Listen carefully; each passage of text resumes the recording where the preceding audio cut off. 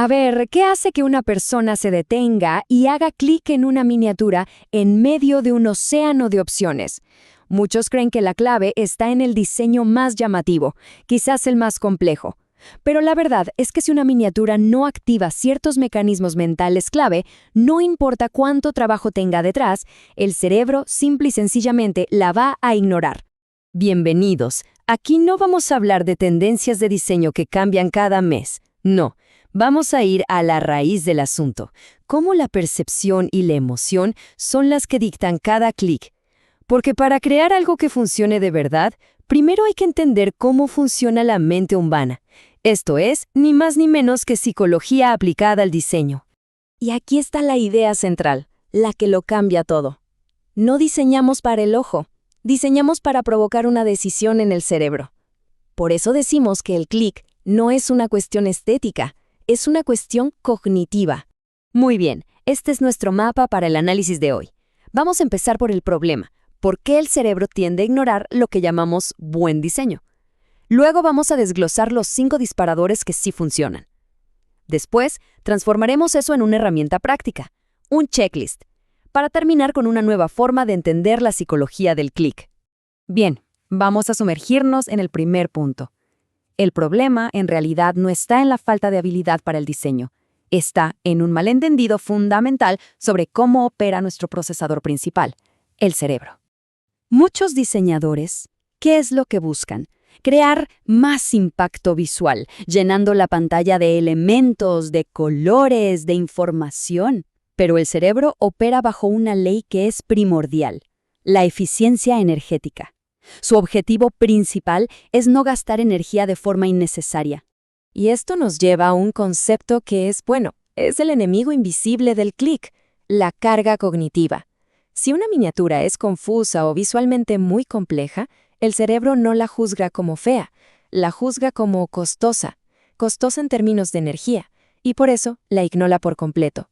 Entonces, si no podemos forzar la atención, ¿cómo la traemos? Bueno, la respuesta es diseñar con el cerebro, no contra él. Y para lograr eso, usamos 5 disparadores mentales muy específicos. Aquí están. Estos son nuestros 5 pilares. Hay que pensar en ellos como si fueran atajos directos al centro de atención del cerebro. Vamos a desglosarlos uno por uno. Empecemos por el más básico, pero a la vez el más potente. Antes de que el cerebro pueda identificar formas, colores o siquiera leer un texto, detecta una sola cosa: el contraste. Esto, de hecho, se basa en la psicología de la Gestalt, en el principio de figura-fondo. Necesitamos una diferencia clarísima entre la figura principal y el fondo para que el cerebro sepa al instante dónde mirar. Si todo compite por la atención, al final nada la obtiene. Y sin ese punto de entrada claro, la decisión de hacer clic ni siquiera se llega a considerar. ¿Ok? Una vez que tenemos la atención visual, necesitamos la atención emocional. El cerebro está programado, por defecto, para priorizar amenazas y oportunidades.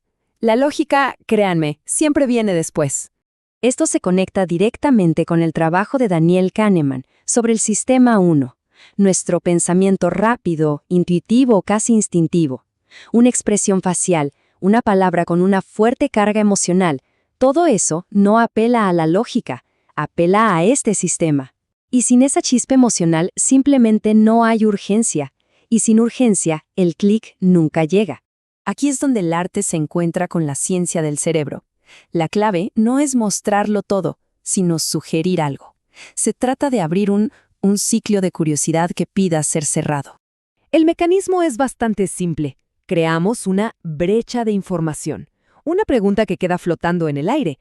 El cerebro, por su propia naturaleza, busca cerrar estas brechas. Pero ojo, el equilibrio es delicado. Si es demasiado obvio, es aburrido, pero si es demasiado vago, genera frustración y abandono. La atención no solo se captura, también, y esto es clave, se guía. Podemos y debemos usar elementos visuales para dirigir el foco del espectador exactamente a donde queremos que vaya. Y lo más interesante es que esta guía no tiene por qué ser obvia como una flecha gigante. El cerebro sigue de forma instintiva la dirección de una mirada, la perspectiva de una línea, cualquier señal direccional. Si no controlamos este flujo, la atención se dispersa sin propósito y la oportunidad del clic simplemente se pierde. Este es el último disparador y quizás el más crucial de todos, porque resume todo lo anterior. La idea es que la miniatura debe entenderse en una fracción de segundo. Entonces, la regla de oro es esta. La jerarquía visual no es una opción, es una necesidad. Un solo elemento debe dominar. Debe haber un único mensaje, una intención clara. Si la persona tiene que detenerse a pensar, ¿qué estoy viendo?, ya la hemos perdido. La ventana de oportunidad es increíblemente corta. Perfecto. Ya hemos visto la teoría, los fundamentos. Ahora vamos a lo importante.